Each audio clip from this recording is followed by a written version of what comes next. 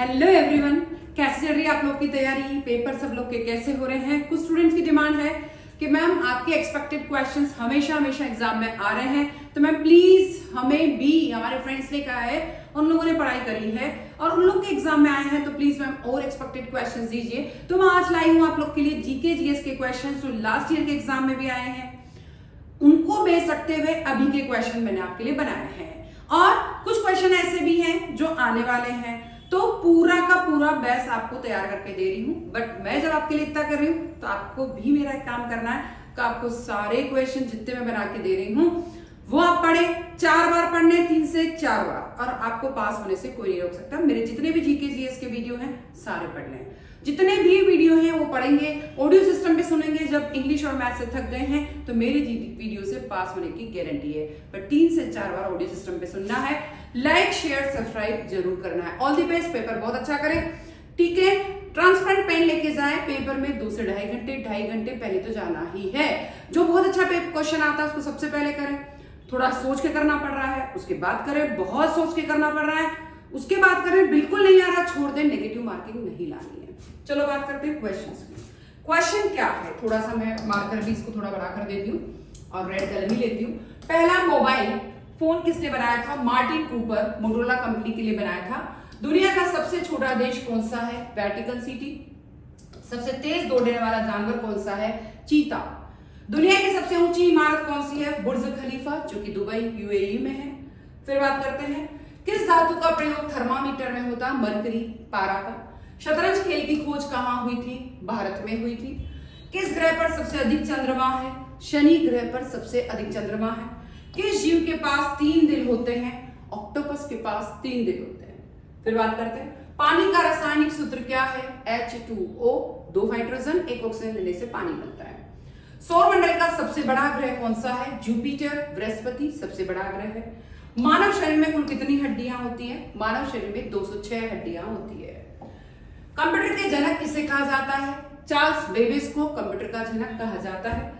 सबसे छोटा कण कौन सा होता है? परमाणु, एटम होता है। मानव शरीर का सबसे बड़ा अंग कौन सा है? स्किन जो होती है वो सबसे बड़े अंग होती है। डायनामाइट का आविष्कार किसने किया? अल्फ्रेड नोबेल ने डायनामाइट का आविष्कार किया। वायुमंडल में सर्वाधिक गैस कौन सी होती है? नाइट्रोजन होती है, 78%। विद्युत धारा की इकाई क्या है? एम्पियर, जो कि विद्युत धारा की इकाई कहलाती है। विनय पत्रिका किसने लिखी है? तुलसीदास जी ने। गीत गोविंद किसने लिखा है? जयदेव जी ने। बुद्ध चरितम किसने लिखा है? अश्वघोष ने। मालगुडी डेज किसने लिखा है? आर.के. नारायण ने। काव्य मीमांसा किसने लिखा है? राजशेखर ने। हर्षचरित्र किसने लिखा है? बाणभट्ट ने। फिर बात करते हैं, मेघदूत कालिदास जी से रिलेटेड है। मुद्रा राक्षस विशाखदत्त से रिलेटेड है। हितोपदेश नारायण पंडित से रिलेटेड है। अकबरनामा अबुल फजल से रिलेटेड है।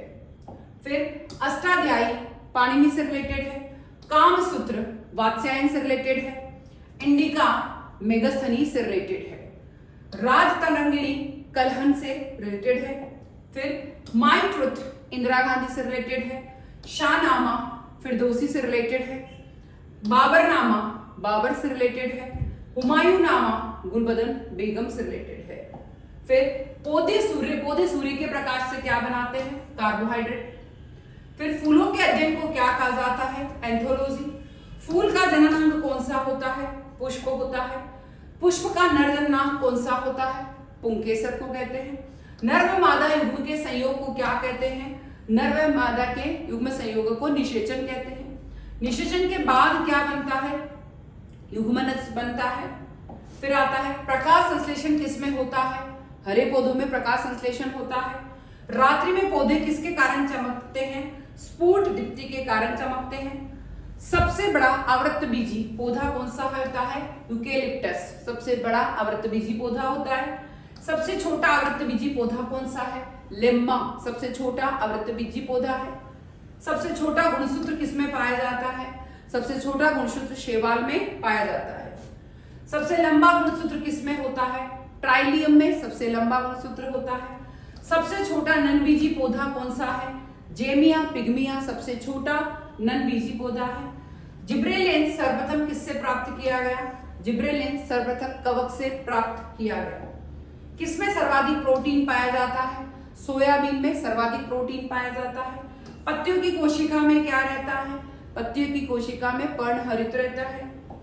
भारतीय रिजर्व बैंक की स्थापना कब हुई थी? 1 अप्रैल 1935 को हुई थी। आरबीआई का मुख्यालय कहाँ है? आरबीआई का मुख्यालय मुंबई में है। रिजर्व बैंक ऑफ इंडिया जो कि बैंकों का बैंक है, यह जैसे व्यावसायिक बैंक जैसा बैंक ऑफ बड़ौदा, देना बैंक में जाते हैं, अपनी जमाओं को वहां डिपॉजिट कराते हैं, फिर लोन भी लेते हैं, उसी तरीके से जो सारे बैंक हैं वो आरबीआई से लोन लेता है, अपने डिपॉजिट एक्सेप्ट करवाते हैं। ठीक है, तो भारत में पहली पंचवर्षीय योजना कब शुरू की गई? 1951 से 56 में पहली पंचवर्षीय योजना रही। टोटल 12 पंचवर्षीय योजना रही थी। 2017 में लास्ट पंचवर्षीय योजना रही, उसके बाद नीति आयोग आ गया था। योजना आयोग की स्थापना कब हुई थी? 15 मार्च 1950 को योजना आयोग की स्थापना हुई। नीति आयोग की स्थापना कब हुई?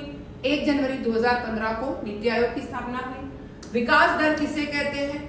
जीडीपी में वार्षिक वृद्धि दर को विकास दर कहा जाता है। जीडीपी का पूरा नाम क्या है? ग्रॉस डोमेस्टिक प्रोडक्ट इसका पूरा नाम है।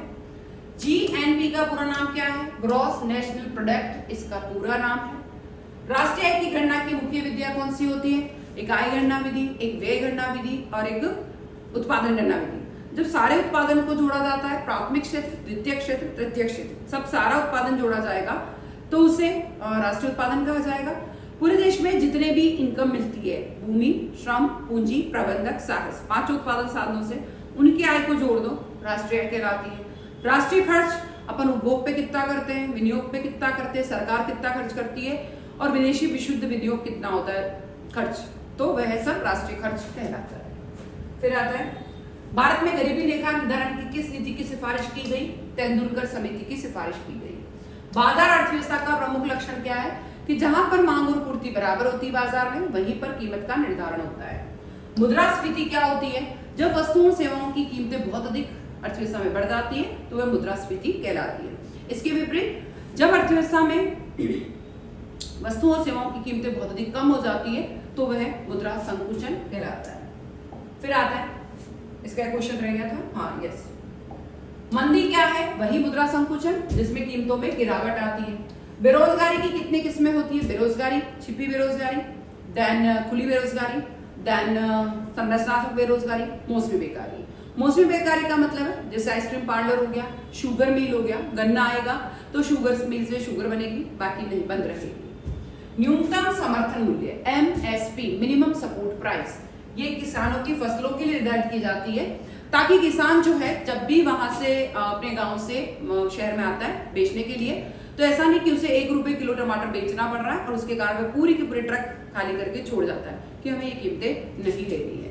तो न्यूनतम समर्थन मूल्य होना ही चाहिए कि इससे कम प्राइस में वो नहीं बेचेंगे। प्रत्यक्ष कर कौन सा होता है? प्रत्यक्ष कर इनकम टैक्स होता है, जिस व्यक्ति पे लगाया जाता है उसी को वहन करना पड़ता है, तो वो डायरेक्ट टैक्स कहलाता है।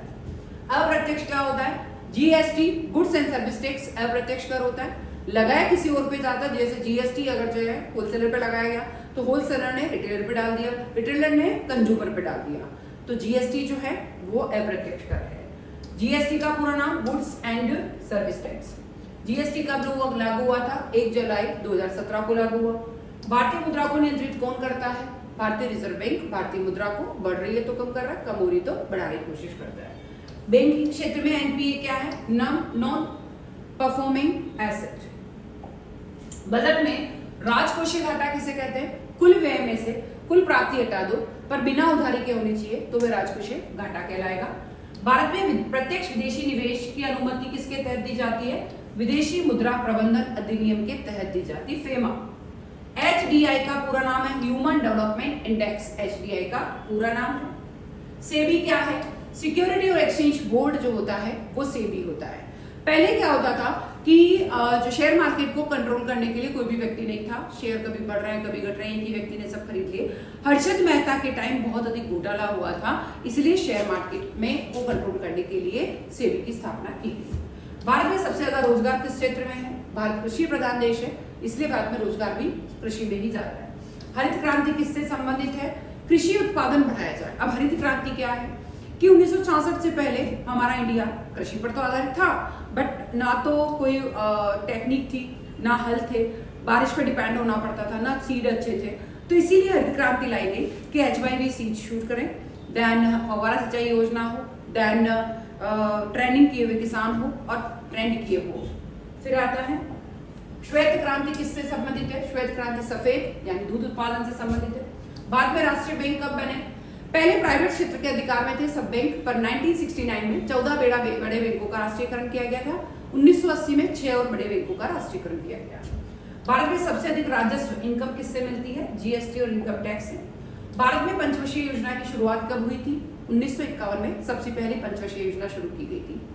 भारत का पहला योजना आयोग कब बना था? पहला योजना आयोग 1950 में बना। अब योजना आयोग के स्थान पर 2015 से नीति आयोग आ गया। योजना आयोग का स्थान किसने ले लिया? नीति आयोग ने 2015 में। हरित क्रांति के जनक कौन थे? MS स्वामीनाथन हरित क्रांति के जनक थे। उदारीकरण, निजीकरण और वैश्वीकरण कब लागू किया गया था? 1991 में। Liberalisation, privatisation, globalisation. उदारीकरण, निजीकरण, वैश्वीकरण, LPG।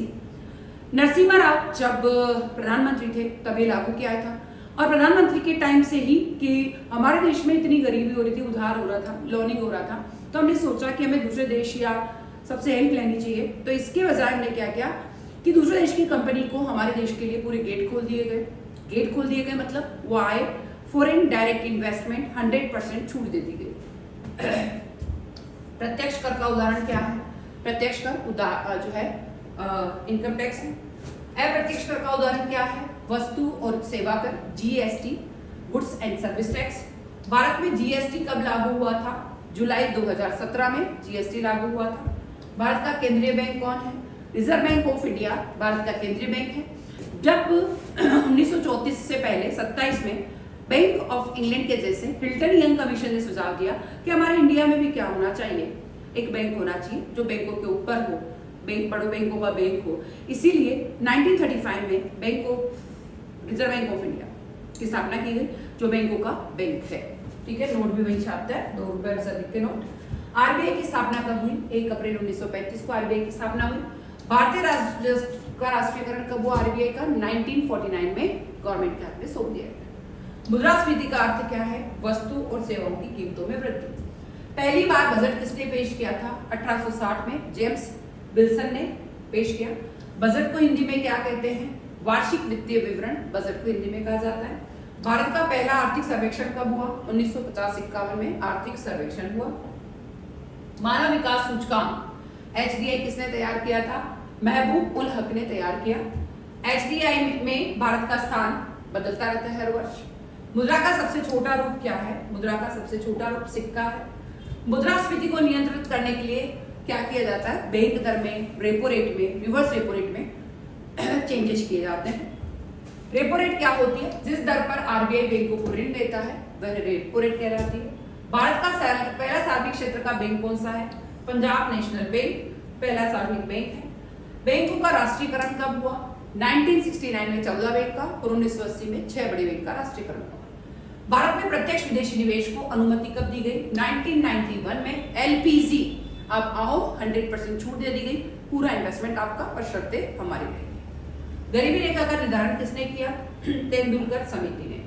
मुद्रा नीति किसके द्वारा बनाई जाती है? रिजर्व बैंक ऑफ इंडिया के द्वारा। नीति आयोग के अध्यक्ष कौन होते हैं? नीति आयोग के अध्यक्ष भारत के प्रधानमंत्री होते हैं। मुद्रा का कार्य क्या होता है कि हम बाजार जाएं, मुद्रा देख के आए, वस्तु लेके आए, यानी विनिमय करें मुद्रा और वस्तु का। मुद्रा की आपूर्ति कौन नियंत्रित कर सकता है? मुद्रा की आपूर्ति को रिजर्व बैंक ऑफ इंडिया नियंत्रित करता है। भारत का पहला निजी बैंक कौन सा है? भारत का पहला निजी बैंक ICICI है।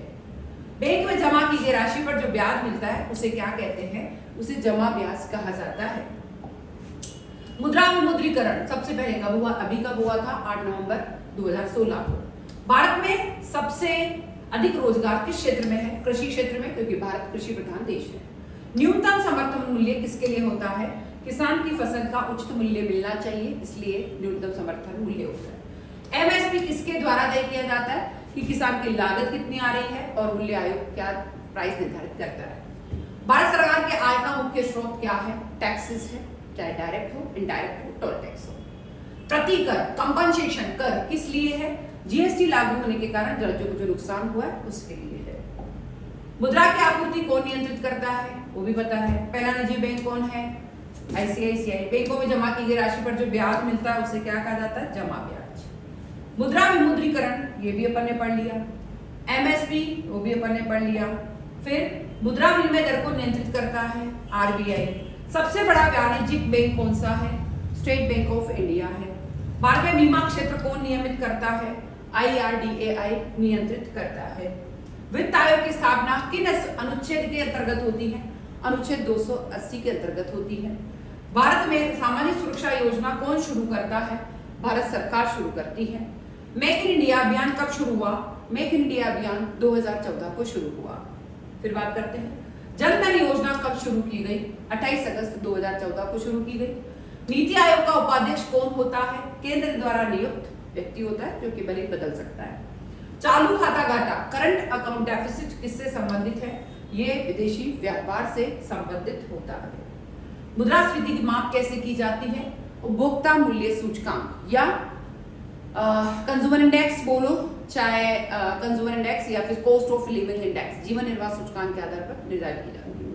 सकल घरेलू उत्पाद जीडीपी, सकल घरेलू मतलब जिसमें विदेशों का व्यापार शामिल नहीं होता है, विदेशी मतलब इन्हें शामिल नहीं होता, अपने देश का शामिल होता है, दैट्स कॉल्ड सकल घरेलू उत्पाद। सबसे अधिक कर संग्रह किस क्षेत्र से होता है? सबसे अधिक कर संग्रह सेवा क्षेत्र, जिसमें इंश्योरेंस हो गया, बीमा हो गया, उससे होता है। फिर भारत का आर्थिक वर्ष कब से कब तक होता है? 1 अप्रैल से लेके 31 मार्च तक होता है। विश्व बैंक का मुख्यालय कहाँ है? वॉशिंगटन डीसी, अमेरिका में है। भारतीय रिजर्व बैंक को राष्ट्रीयकरण कब किया गया था? 1 जनवरी 1949 को राष्ट्रीयकरण किया गया। साख सृजन की प्रक्रिया किससे संबंधित है? साख सृजन की प्रक्रिया जिसमें मुद्रा को बढ़ाया जाता है, मुद्रा को घटाया दिया जाता है, साख व्यापारिक बैंक से रिलेटेड है। वैश्विक मंदी का प्रभाव सबसे पहले किस क्षेत्र पर पड़ता है? निर्यात पर पड़ता है। बैंक दर किसके द्वारा तय की जाती है? बैंक द्वारा दर जो है रिजर्व बैंक ऑफ इंडिया के द्वारा तय की जाती है। सापेक्ष निर्धनता का अर्थ क्या होता है? अन्य लोगों की तुलना में निर्धन होना सापेक्ष निर्धनता कहलाती है। भारत में कैशलेस इकोनॉमी की शुरुआत किस वर्ष को मानी जाती है? 2014 के बाद से ही मानी जाती है। रोजगार वृद्धि के बिना वृद्धि को क्या कहा जाता है? जब रोजगार नहीं बढ़ रहा है, ग्रोथ हो रही है, तो उसे जॉबलेस ग्रोथ कहा जाता है। प्रतिस्पर्धात्मक बाजार यानी पूर्ण प्रतियोगी बाजार, जिसमें क्रेता और विक्रेता, खरीदने वाले बहुत अधिक होते हैं, बेचने वाले भी बहुत अधिक होते हैं। वस्तुएं एक दूसरे की समान होती हैं, उनमें आपस में कोई समानता नहीं, मतलब समान होती है किस्म में, गुण में, क्वालिटी में, सब तरह की एक जैसी वस्तुएं होती है। ठीक है, जब चाहे तब विक्रेता प्रवेश कर सकता है, जब चाहे तब बाहर निकल सकता है। वस्तु की मांग और पूर्ति के द्वारा ही कीमतों का निर्धारण होता है, तो उत्पादन भी एक समान होता है। मानव पूंजी सूचकांक ह्यूमन कैपिटल इंडेक्स किसके द्वारा जारी किया जाता है? वर्ल्ड बैंक, विश्व बैंक के द्वारा जारी किया जाता है। सकल राष्ट्रीय आय जीएनआई में क्या शामिल होता है? जीडीपी प्लस विदेशों से प्राप्त शुद्ध आय शामिल होती है। भारतीय अर्थव्यवस्था का मुख्य आधार क्या है? भारतीय अर्थव्यवस्था का मुख्य आधार कृषि है, कृषि प्रधान देश। रुपये की विनिमय दर किससे प्रभावित होती है? रुपये की विनिमय दर रुपये की मांग और रुपये की पूर्ति के द्वारा निर्धारित होती है। फिर अर्ध नकद योजना किसका उदाहरण है? क्वेसी के स्कीम, खाद्य कूपन योजना का उदाहरण है। बीमा पेंशन निधि नियामक और विकास प्राधिकरण का कार्य क्या होता है? एनपीएस को नियंत्रित करना। जीएसटी किस प्रकार का कर है? जीएसटी एक अप्रत्यक्ष कर होता है। मूल्य सूचकांक किसका मापक है? महंगाई का। प्राथमिक क्षेत्र में कौन कौन सी गतिविधियां आती है? प्राथमिक क्षेत्र वह क्षेत्र होता है जिसमें कृषि, मछली पालन, पशुपालन, ये सब जितने भी क्षेत्र है वो सब प्राथमिक क्षेत्र में ही आते हैं। भारत में बेरोजगारी का सबसे आम प्रकार कौन सा होता है? प्रच्छन्न बेरोजगारी सबसे साधारणतः पाई जाती है। इंक्लूसिव ग्रोथ का अर्थ क्या होता है? सभी वर्गों के लिए विकास करना, आर्थिक वो इंक्लूसिव ग्रोथ का अर्थ है। स्थिर मुद्रा नीति का उद्देश्य क्या होता है? उसका उद्देश्य होता है मुद्रा को नियंत्रित करना, स्थिर मुद्रास्फीति का उद्देश्य होता है। एफडीआई और एफआईआई में क्या अंतर होता है? एफडीआई में स्वामित्व शामिल होता है, जबकि एफआईआई में स्वामित्व शामिल नहीं होता। धन का समय मूल्य किस सिद्धांत से संबंधित होता है? वर्तमान के धन का मूल्य कम होना, वो कहलाता है समय मूल्य। भारत में सार्वजनिक ऋण का मुख्य स्रोत क्या है? आंतरिक ऋण, जो कि गवर्नमेंट से मिले, जो कि जनता से मिले, जो कि reserve bank of India bank से मिले। मुद्रास्फीति कर का क्या अर्थ है? मुद्रास्फीति के कारण जनता की क्रय शक्ति में जब गिरावट होती है, यानी एक वस्तु अभी अगर 100 रुपए की आती है और महंगाई आने होने पर वह अगर 200 रुपए की हो जाती है, दैट्स कॉल्ड क्रय शक्ति, यानी खरीदने की शक्ति कम होती है। फिर आता है बजट डेफिसिट में कौन कौन से व्यय और आय गिने जाते हैं। कुल व्यय माइनस कुल प्राप्ति, कुल जितना भी व्यय हो रहा उसमें से कुल प्राप्ति को घटा दो। बट आपको उधार नहीं रखना है, उधार शामिल है। उस डेट्स वक्र किससे संबंधित है? आय की असमानता और विकास से संबंधित है। आईएमएफ का मुख्य उद्देश्य क्या होता है? International monetary fund. ये क्या होता है? इंटरनेशनल मॉनेटरी फंड जो है वर्ल्ड के अंदर जो है जो भी विकसित या विकासशील देश है उनको जो अल्पकाल के लिए ये लोन देता है, उसके लिए स्थापना की गई है आईएमएफ की, इंटरनेशनल मॉनेटरी फंड, अंतरराष्ट्रीय मुद्रा कोष। बट विश्व बैंक होता है वो दीर्घकालीन लोन देता है। फिर आता है भारत में सामाजिक सुरक्षा योजना का उदाहरण क्या है? अटल पेंशन योजना। ओपन मार्केट ऑपरेशन किसके द्वारा किए जाते हैं? खुले बाजार की क्रियाएं जिसमें विदेशी प्रतिभूतियों को खरीदा और बेचा जाता है, आरबीआई के द्वारा किया जाता है। स्वर्ण भंडार भारत में कहाँ रखा जाता है? स्वर्ण भंडार भारत में आरबीआई के पास रखा जाता है। रिजर्व बैंक ऑफ इंडिया के पास नोट छापने से पहले 200 करोड़ रुपए उसके पास होने चाहिए, मतलब 115 करोड़ रुपए प्लस 85 करोड़ रुपए। ठीक है, तो ये नोट छाप सकता है। भारत का कुल खाद्य उत्पादन किस योजना के अंतर्गत बढ़ा था? हरित क्रांति 1966-67 में जब हरित क्रांति लाई गई थी, HYV सीड्स, देन फौवारा सिंचाई योजना, देन हल के स्थान पर ट्रैक्टर योजना, देन सब कुछ जो है और किसानों को टेक्निकल ज्ञान देना। भारत सरकार की सबसे बड़ा पूंजीगत व्यय मद कौन सी है जिस पे खर्च करना पड़ता है? रक्षा पर। प्रधानमंत्री मुद्रा योजना का उद्देश्य क्या है? लघु और सूक्ष्म उद्योग को ऋण देना। ट्विन डेफिसिट किससे कहा जाता है? राजकोषीय घाटा प्लस चालू घाटा। भारत की पहली सेज कहाँ बनी थी? कांडला, गुजरात में बनी थी। बेस ईयर बदलने से जीडीपी पर क्या प्रभाव होता है? जीडीपी के आंकड़े अधिक अच्छे हो जाते हैं। भारत में सबसे अधिक कर राजस्व किससे आता है? जीएसटी से। नीति आयोग का सीईओ कौन नियुक्त करता है? नीति आयोग का सीईओ प्रधानमंत्री नियुक्त करता है। रेपो रेट और रिवर्स रेपो रेट का अंतर क्या है? रेपो बैंक को ऋण देती है जबकि रिवर्स रेपो बैंक से धन लेती है। ये दोनों अंतर है। बैलेंस ऑफ पेमेंट में कौन कौन से खाते होते हैं? बैलेंस ऑफ पेमेंट में चालू खाता और पूंजी खाता दोनों होते हैं। बिना योजना के निवेश से क्या प्रभाव पड़ता है? बिना योजना के अगर आप इन्वेस्ट करेंगे किसी में तो आपका धन खराब हो जाएगा। भारत में आय असमानता का मुख्य उदाहरण क्या है? शिक्षा की असमानता है, तो इसके कारण हमारे पास आय की असमानता भी है। पीएसयू को निजी हाथों में देने की प्रक्रिया को क्या कहते हैं? पीएसयू मतलब, हाँ, अब ये क्या होता है कि जब कोई भी सेक्टर गवर्नमेंट के हाथ में चल रहा होता है, गवर्नमेंट चला रही होती है पर गवर्नमेंट उसे संभाल नहीं पाती और लॉस से लॉस में जा रही होती है, तो गवर्नमेंट जब प्राइवेट सेक्टर को सौंप देती है, दैट्स कॉल्ड विनिवेश कहलाता है, डिसइन्वेस्टमेंट। फिस्कल पॉलिसी किसके द्वारा संचालित की जाती है? सरकार की आय और व्यय की जो नीति होती है वो फिस्कल कोषीय नीति कहलाती है, राजकोषीय नीति जिसे अपन राजस्व नीति भी कहते हैं। सरकार को आय किससे मिलती है? वो सरकार खर्च किस किस पे करती है, वो दोनों इसमें शामिल होता है। पारंपरिक अर्थव्यवस्था की विशेषता क्या है? ये अधिक कृषि आधारित अर्थव्यवस्था है। सकल पूंजी निर्माण किसे दर्शाता है? देश में निवेश के स्तर को। संसाधनों का अधिकतम उपयोग, यानी हमें एफिशिएंसी नहीं है, दक्ष नहीं है, तो इसलिए हम जितने साधन है उसका उपयोग नहीं कर पा रहे। उदय योजना किससे संबंधित है? बिजली वितरण कंपनियों की मदद से संबंधित है कि बिजली वितरण जो कंपनियां हैं उसको मदद की जाए। मूल्य निर्धारण का कानून किसे कहा जाता है? जहां पर मांग और पूर्ति का नियम, यानी मांग और पूर्ति जहां पर बराबर होगी वही कीमतों का निर्धारण होगा। IRDAI का मुख्य कार्यालय कहाँ है? बीमा क्षेत्र का नियम, यानी इंश्योरेंस किया जाता है, इंश्योरेंस सही तरीके से दिया जा रहा नहीं दिया जा रहा है, उनके कागज की जांच हो रही नहीं हो रही है, फर्जीवाड़ा तो नहीं किया जा रहा है, हर साल जितनी भी किस्तें हैं वो जमा हो रही है नहीं हो रही है, ये IRDAI के अंडर में होता है। तो इस तरीके से आज के क्वेश्चन बहुत इंपॉर्टेंट थे। सारे क्वेश्चन, मैक्सिमम क्वेश्चन इकोनॉमिक्स से रिलेटेड है, पर कुछ स्टैटिक जीके के क्वेश्चन भी मैंने आपको दिए हैं। ये क्वेश्चन मैं आपको बार बार रिपीट कर रही हूँ कि अगर मेरे जीके जीएस के वीडियो को आप एग्जाम से 3 से 4 बार पढ़ लिया तो आपको पास होने से कोई नहीं रोक सकता। पर ध्यान रखें, पेपर में जब भी पेपर देने जाए 2.5 से 3 घंटे पहले जाएं। पहले जो सबसे अच्छे क्वेश्चन आते हैं उनको करें, मीडियम आते हैं उनको बाद में करें, बिल्कुल नहीं आते छोड़ दें, नेगेटिव मार्किंग नहीं करानी है। और इंग्लिश, मैथ्स, जीके में पासिंग होने जितने मार्क्स लाने, जीके जीएस में आप फटाफट फाड़ू नंबर ला सकते हैं। तो तैयारी बहुत अच्छे से करें। मैं फिर आऊंगी, जल्दी आऊंगी। जब तक आप लाइक, शेयर, सब्सक्राइब जरूर करें।